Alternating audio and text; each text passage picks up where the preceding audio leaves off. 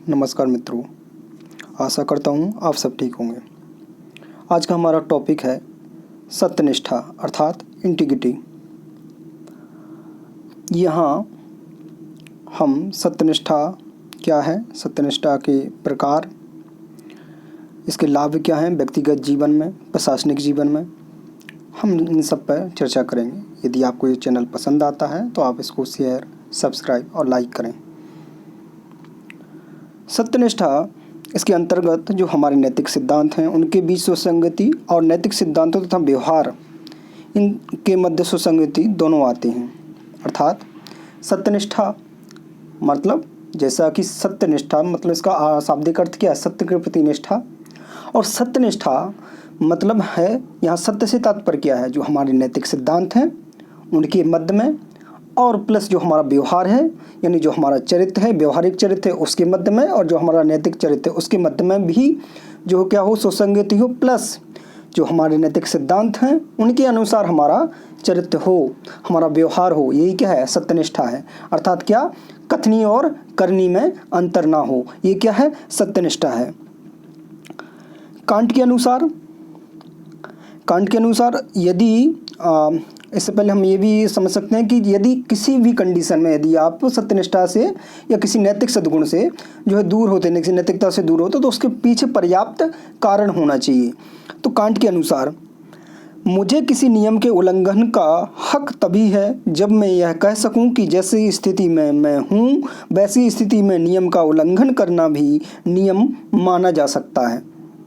अर्थात क्या है, मतलब परिस्थितियां ऐसी हैं, वस्तु, चूंकि नैतिकता क्या होती है, वस्तुनिष्ठ स्थिति के अनुसार होती है। यदि परिस्थितियां ऐसी मौजूद हैं, ठीक है, तब उस समय मैं अपने नैतिक जो नियम है उनका उल्लंघन कर देता हूं, ठीक है, तो मैं ये कह सकता हूं, इतनी विकट परिस्थितियां थी कि उस समय वो ऐसा करना भी उचित था, उस समय वो जो किया मैंने वो भी एक नैतिकता था या नियम था। नोट, नैतिक सिद्धांत वस्तुनिष्ठ आधार पर नैतिक होना चाहिए। वस्तुनिष्ठ आधार का मतलब ये है कि आप पहले से किसी भावना से ग्रसित ना हो, पहले से जो निर्णय है उनसे ग्रसित ना हो, जो यथा स्थिति है उसके अनुसार जो है आपका जो नैतिकता है, ठीक है, वो होनी चाहिए। ये नहीं कि जो जैसे कि आपने ट्रिपल तलाक है, ठीक है, तो वो उस समय नैतिकता था, आज नैतिकता नहीं है। सती प्रथा उस समय नैतिकता थी, आज नैतिकता नहीं है, ठीक है। एंड जो अनटचेबिलिटी है वो उस समय नैतिकता हो सकती है, आज नैतिकता नहीं है। तो हमें वस्तुनिष्ठ स्थिति, यथा स्थिति को देख के चलना है, वर्तमान में क्या है उसके अनुसार हमको अपने नैतिक सिद्धांत तय करने होंगे। सत्यनिष्ठा के प्रकार: व्यक्तिगत सत्यनिष्ठा, बौद्धिक सत्यनिष्ठा, कलाकार सत्यनिष्ठा, व्यावसायिक सत्यनिष्ठा एंड ब्रांड सत्यनिष्ठा। अब हम एक एक करके इन सबको समझते हैं। व्यक्तिगत सत्यनिष्ठा अर्थात व्यक्ति के जो नैतिक सिद्धांत हैं, ठीक है, और जिसका आचरण अर्थात उसका जो व्यवहार है उसके बीच में सुसंगति हो। इसका संबंध संपूर्ण जीवन से है, ठीक है, कोई एक क्षेत्र विशेष में नहीं कि सिर्फ आपने एक जगह जो है या जो आप जॉब कर रहे हैं सिर्फ वहाँ पर आपके जो नैतिक सिद्धांत हैं और व्यवहार वहाँ पर एकता दिखने, आपका जो संपूर्ण जीवन है, जैसे महात्मा गांधी, तो उसमें एक जैसा जैसे आपके सिद्धांत उसके अनुसार आपका व्यवहार। फिर बौद्धिक सत्यनिष्ठा। बौद्धिक सत्यनिष्ठा का तात्पर्य यह है कि जिन मापदंडों का और जिस कठोरता का उपयोग आप दूसरे के आकलन में करते हैं उन्हीं मानदंडों का, उसी कठोरता का उपयोग यदि आप अपने आकलन में करते हैं तो ये बौद्धिक सत्यनिष्ठा है। फिर आता है एक शब्द इसमें, बौद्धिक पाखंड। यहाँ बौद्धिक पाखंड से तात्पर्य क्या है, यदि अपने लिए आपने अलग मानदंड तय किए हैं आकलन के लिए और दूसरे के लिए आप अलग मानदंड तय करते हो, तो ये क्या है, बौद्धिक पाखंड है। अपने अंतर्विरोधों के प्रति लापरवाह होना है। अर्थात हम अपने जो पक्ष में हैं तो वकील होते हैं और दूसरे के पक्ष में हमेशा जज बन जाते हैं, तो ये कंडीशन नहीं होनी चाहिए। जितने अच्छे वकील हम दूसरे के पक्ष में होते हैं उतने ही अच्छे वकील अपने पक्ष में ही बने, ये बौद्धिक सत्यनिष्ठा है। लेकिन यदि हम अपने पक्ष में तो अच्छे वकील बन जाते हैं और दूसरे के पक्ष में बहुत अच्छे जज बन जाते हैं, तो ये क्या है, बौद्धिक पाखंड है।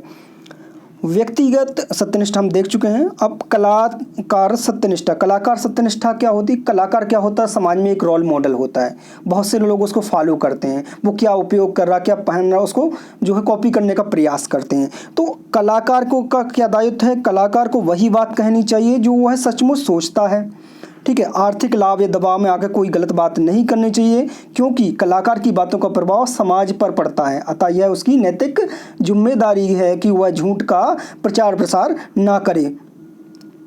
ब्रांड सत्यनिष्ठा, ठीक है। और उदाहरण के तौर पर हम देखें जैसे कि फेयर एंड लवली का जो ऐड होता था, कहीं ना कहीं उस पर जो उस ऐड में जो है जो गोरे लोग हैं या गोरी त्वचा कर देगा, तो ये क्या एक भ्रामक प्रचार था। वास्तविकता में उसका इससे कोई लेना देना नहीं है, सिर्फ प्रोडक्ट को जो है बेचने के लिए इस तरीके का प्रचार किया गया, ठीक है। कुछ लोग शराब का जो है ऐड करते हैं, ठीक है, अल्कोहल का ऐड करते हैं, लेकिन वास्तव में क्या वो सेवन कर रहा है? नहीं कर रहा है, ठीक है। तो कलाकार को क्या करना चाहिए? वही चीज़ों को प्रमोट करना चाहिए जो वास्तव में वो उपयोग कर रहा है। जैसे महात्मा गांधी क्या कहते थे कि पहले जो है उन चीज़ों को आप स्वयं करके दिखाएं, ठीक है, जिन चीज़ों को आप चाहते कि दूसरा भी करे।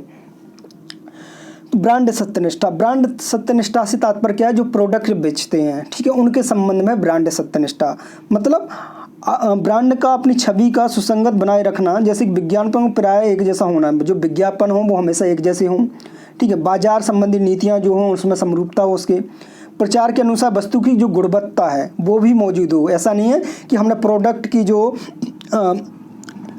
प्रचार प्रसार वो तो बहुत ज़्यादा बढ़ा चढ़ा के कर दिया, लेकिन उसकी जो क्वालिटी है वो ख़राब है, उसकी गुणवत्ता ख़राब है, ठीक है। तो ये ब्रांड सत्यनिष्ठा है। फिर व्यावसायिक सत्यनिष्ठा। व्यावसायिक सत्यनिष्ठा से क्या है? जो अपने व्यावसायिक नैतिक सिद्धांत हैं, ठीक है, आचार जो व्यवसाय की आचार संहिता उसमें शामिल जो नैतिक सिद्धांत है उनका पालन करना। अर्थात मैं वकील हूँ तो वकील का क्या है? मैंने जिसका केस लिया है, ठीक है, मैं उसका जो है पक्ष लूँ, मैं वहाँ पर सत्यता को नहीं जांचूंगा। मैं अपना जो मेरा जो क्लाइंट है मैं उसके पक्ष में जो है केस लड़ रहा हूँ, तो मैं उसको जिताने के लिए प्रयास करूँगा। ये मेरा क्या है? जो मेरी व्यावसायिक सत्यनिष्ठा है, ठीक है, जो व्यावसायिक मेरी नैतिकता है मैं उसका पालन कर रहा हूँ। लेकिन यदि व्यावसायिक जो नैतिकता है यानी जो कमर्शियल जो आप की एथिक्स है और जो सामाजिक सोशल जो एथिक्स है, यदि उसके मध्य में क्या हो, उसके मध्य में टकराव हो जाए, उसमें कॉन्फ्लिक्ट हो रहा है, ठीक है, अंतर्विरोध हो रहा है, तब क्या करेंगे आप? सामाजिक जो नैतिकता है उसको बल देंगे, उसको जो है उसका पालन करेंगे, ठीक है। जब वरिष्ठ अधिकारी द्वारा कनिष्ठ को आदेश दिया जाता है लेकिन उससे क्या हो रहा है? समाज का अहित हो रहा है या उससे किसी भ्रष्टाचार होने की संभावना है, जिससे क्या समाज को एक बहुत बड़े वर्ग को क्या हो सकता है? हानि हो सकती है। तब उस समय हम क्या करें? हम अपनी व्यावसायिक जो सत्यनिष्ठा या जो हमारी नैतिकता हम उसका पालन ना करके किसका पालन करें? सामाजिक नैतिकता का पालन करें। कलाकार की सत्यनिष्ठा तो हम देख ही चुके हैं। एंड इसके बाद में व्यक्तिगत जीवन में सत्यनिष्ठा के लाभ क्या होते हैं? तो पहला जो है व्यक्ति की विश्वसनीयता इससे बढ़ जाती है। व्यक्ति की विश्वसनीयता क्यों बढ़ जाती है? क्योंकि समाज में जब वो जो है अवलोकन करता है उसकी सत्यनिष्ठा के आधार पर, वो देखता है कि व्यक्ति जैसा इसका जो नैतिकता है, जिस तरीके के इसकी जो सिद्धांत है उसके अनुसार ये व्यवहार भी समाज में करता है, इस कहीं ना कहीं इस रूप में जो है समाज उसको स्वीकारता मिलती है और समाज में उसका विश्वास उसके प्रति बढ़ जाता है। विश्वास बढ़ने से क्या होता है? विश्वसनीयता बढ़ने से बाजार, प्रशासन, राजनीति में उसकी सफलता की संभावना बढ़ जाती है। सीधी सी बात है, यदि आपका विश्वास, जन विश्वास आपके ऊपर आ जाता है तो यदि आप राजनीति में उतरोगे तो कहीं ना कहीं आपके पक्ष में जो है जनता का मूड होगा, वो आपको वोट करना चाहेगी। प्रशासन में यदि आप हों, ठीक है, तो यदि आपने जन विश्वास बढ़ा दिया तो लोग अपनी परेशानियों को लेकर आपके पास आएंगे, ठीक है। बाजार में अगर बात करें, आपका व्यवहार अच्छा है तो लोग आपसे आपका प्रोडक्ट खरीदने के लिए आएंगे। फिर ये सब होने से क्या होगा? जब आपकी सफलता की संभावना बढ़ जाएगी, विश्वसनीयता बढ़ जाएगी, सम्मान बढ़ेगा। सम्मान बढ़ेगा तो इससे क्या होगा? आत्मसंतोष प्राप्त होगा। और जब आत्मसंतोष प्राप्त व्यक्ति को होता है तो व्यक्ति का जो कार्य है उसका निष्पादन का स्तर बढ़ जाता है, वो कार्य और अच्छे से करने लगता है, चाहे वो प्रशासन में हो, चाहे वो व्यवसाय में हो, चाहे वो राजनीति में हो। ऐसे में यदि व्यक्ति गलती भी कर दे और बाई चांस अगर वो अपना कार्य जो कर रहा है समाज के हित में ही कर रहा है, कभी उससे गलती हो जाती है तो उसे समाज अपवाद मानकर माफ़ कर देता है या भूल जाता है। प्रशासन में सत्यनिष्ठा के लाभ क्यों हैं? यानी प्रशासन में हमको सत्यनिष्ठा की आवश्यकता क्यों है? कर्मचारियों में वरिष्ठ अधिकारियों का विश्वास प्राप्त हो जाता है। ठीक है, यहाँ पर क्या होता है, जो कर्मचारी हैं मतलब उसके जो अधीनस्थ जो कार्य करने वाले एम्प्लॉय हैं वो, और जो उसके ऊपर वरिष्ठ अधिकारी हैं जो हैं उनके मध्य में जो है विश्वास प्राप्त करने में सक्षम हो जाता है। दूसरा, इससे क्या होता है, जन विश्वास प्राप्त हो जाता है। परिणाम क्या होता है, लोक कल्याणकारी लक्ष्यों की प्राप्ति हेतु अग्रसर हो जाते हैं। क्यों? क्योंकि हमने क्या किया है, लोकतांत्रिक राज्य से या पुलिस राज्य से हम लोक कल्याणकारी राज्य की ओर बढ़े हैं। तो लोक कल्याणकारी राज्य कब हो सकता है, जब सहभागी लोकतंत्र की स्थापना हो। सहभागी लोकतंत्र की स्थापना क्या कब होगी, तब हो सकेगी जब जन विश्वास बढ़ेगा या जनता की भागीदारी जो है प्रशासन में, राजनीति में बढ़ेगी, अर्थव्यवस्था में बढ़ेगी। सत्यनिष्ठा के उदाहरण क्या हैं? एक तो मतदाताओं या उपभोक्ताओं या नागरिकों के सामने कोई झूठा दावा नहीं करना चाहिए। अर्थात हम चुनाव के समय देखते हैं मैनिफेस्टो जो है पार्टियां जारी कर देती हैं, ठीक है, लेकिन जो वादे उन्हें लोग जो वहाँ पर वादे कर दिए, जो लुभाने वाले वादे, उनके पूरी करने की जो क्षमता है वो सरकार के पास नहीं है। क्योंकि हमारे पास जब क्षमता नहीं थी, जैसे आज हमारे पास में स्वास्थ्य जो है वो एक फंडामेंटल राइट नहीं है। क्यों? क्योंकि राज्य की क्षमता नहीं है कि वो सभी को स्वास्थ्य सेवाएं अपने खर्चे पर उपलब्ध करवा सके। इसके पहले हमारे पास में शिक्षा जो थी, शिक्षा को भी सबको सर्वसुलभ जो है फ्री में या जो वंचित वर्ग उसको उपलब्ध करवा सकें, ये सरकार की क्षमता नहीं थी। इसलिए उसको DPSP में रखा, जो हमारे नीति निर्देशक सिद्धांत है उसमें रखा था हमने अनुच्छेद 46 में, लेकिन 45 में। और जब हमने जो है हम इसके लिए सक्षम हो गए, हमारी अर्थव्यवस्था मजबूत हो गई, हमारा राज्य सक्षम हो गया उसके लिए, तो हमने 86 बार संविधान संशोधन किया 2002 में, और हमने 6 से 14 वर्ष के जो बच्चे हैं उनके लिए राज्य को ये दायित्व सौंपा कि अनिवार्य रूप से जो है राज्य व्यवस्था करेगा 6 से 14 वर्ष के जो बच्चे हैं उनके एजुकेशन के लिए। फिर सफलता का उतना ही श्रेय लेना चाहिए, सफलता का उतना ही श्रेय लेना चाहिए वास्तव में योगदान उस व्यक्ति का जितना है। अधिक श्रेय को विनम्रता से अस्वीकार कर देना चाहिए। विफलता में आगे बढ़कर जिम्मेदारी को स्वीकार करना चाहिए। जिम्मेदारी को कैसे स्वीकार करना चाहिए विफलता में, कि जैसे कि APJ अब्दुल कलाम के समय में जो एक प्रोजेक्ट के हेड थे, ठीक है, लेकिन उस समय के जो इसरो प्रमुख थे उन्होंने जो है जब ये असफल होता है प्रोजेक्ट तो वो उसकी जिम्मेदारी लेने के सामने आ जाते हैं। तो ये क्या था, जो लीडर होता है यदि विफल था, जैसे राहुल गांधी, ठीक है, क्या हुआ था कि जब चुनाव हार गए 2019 का, तो उन्होंने नैतिक जिम्मेदारी ली उसकी। पार्टी ने चुनाव लड़ा लेकिन जिम्मेदारी किसने ली, राहुल गांधी ने ली, कि मैं इस रूप में असफल रहा, मैं पार्टी को नहीं जिता पाया, मैं अध्यक्ष पद से इस्तीफा देता हूँ। ये क्या है, जिम्मेदारी है। सत्यनिष्ठा का महत्व भ्रष्टाचार कम करने में, सुशासन स्थापना में, जनोन्मुख शासन की स्थापना में, संवैधानिक उद्देश्यों एवं लक्ष्यों की प्राप्ति में। अब भ्रष्टाचार कम कैसे होगा सत्यनिष्ठा से? जब व्यक्ति का जो नैतिक चरित्र है वो नैतिकता के अनुसार व्यवहार कर रहा है तो ऑटोमेटिक वो भ्रष्टाचार नहीं करेगा। जन भागीदारी बढ़ जाएगी, यानी सोशल अकाउंटिंग होगी, तो यहाँ पर भ्रष्टाचार की चांस कहीं ना कहीं कम हो जाते हैं। सुशासन की स्थापना हो सकेगी, मतलब सुशासन कब स्थापित हो सकेगा कि ऑलरेडी जो है जनता को अधिकार मिल चुके होंगे, जनता और सरकार के मस में जो खाई है वो कम हो चुकी होगी, जो शहरी ग्रामीण खाई है वो कम हो चुकी होगी, जनता अवेयर हो चुकी होगी, प्रशासन और जनता के मध्य में जो है मधुर संबंध स्थापित हो चुके होंगे। जनोन्मुख शासन की स्थापना कैसे होगी? जनोन्मुख क्योंकि सुशासन स्थापना मतलब जनता ही अब क्या हो चुकी सरपुरोई, क्योंकि हमारे संविधान में सबसे ज़्यादा जो अधिकार है या जो अधिकार है संविधान हो या फिर जो राजनेता हैं या जो प्रशासन, वो कहाँ से अधिकार प्राप्त करते हैं? जनता से प्राप्त करते हैं, क्योंकि हमारे यहाँ जो सर्वशक्तिशाली है वो व्यक्ति है, व्यक्तिगत स्वतंत्रता को सबसे महत्व दिया गया है। संवैधानिक उद्देश्य और लक्ष्यों की प्राप्ति, हमने जो हमारी प्रस्तावना है या जो हमारे मौलिक अधिकार हैं या DPSP है, ठीक है, इनमें जो है हमने जो कुछ लक्ष्य तय किए हैं, ठीक है, जैसे हमने आर्थिक, राजनीतिक और सामाजिक समानता की बात की है, न्याय की बात की है, ठीक है, बंधुत्व की बात की है, समानता की बात की, स्वतंत्रता की बात, तो इन लक्ष्यों की प्राप्ति भी जो सत्यनिष्ठा के माध्यम से हम प्राप्त कर सकते हैं। प्रशासन में सत्यनिष्ठा बढ़ाने के उपाय कैसे कर सकते हैं? प्रोत्साहन या दंड के द्वारा। अच्छा कार्य यदि प्रशासक कर रहा है तो हम क्या करें, उसको या तो किसी अवार्ड से नवाज दें या उसका इंक्रीमेंट कर दें, मतलब उसका जो पदोन्नति कर दें, ठीक है, या फिर किसी और सम्मान के माध्यम से भी उसको प्रोत्साहित किया जा सकता है। दूसरा है अच्छा कार्य ना करने पर दंड देना, मतलब दंड की या तो पर्टिकुलर व्यवस्था, जो उसने गलत कार्य किया या तो जैसे भ्रष्टाचार किया तो भ्रष्टाचार की जो संपत्ति है वो जब्त कर ली जाए, उस पर फाइन लगाया जाए, ठीक है, उस पर अनुशासनात्मक कार्रवाई की जाए।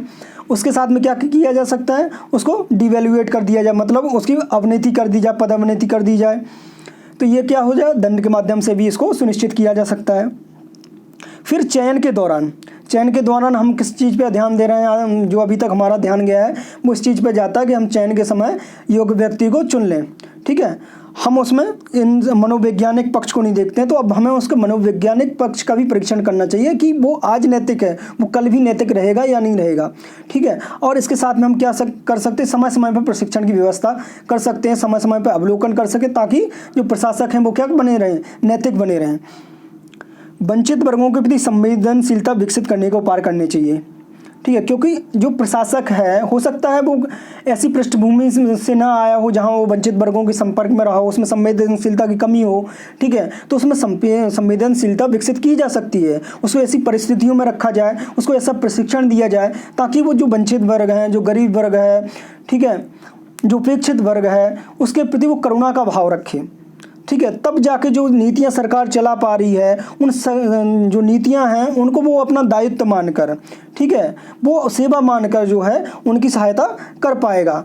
उसको जिम्मेदारी ना मानकर क्या माने, सेवा माने कि इसमें सेवा भाव से जो है उनके लिए कार्य कर पाएगा। तब हम उनको जो है मेन स्ट्रीम जो है उसमें जोड़ पाएंगे, जो मुख्य समाज है उसमें जो वंचित वर्ग है, जो ट्राइबल वर्ग है, हम उसको ला सकेंगे, उनके अधिकारों का संरक्षण कर सकेंगे।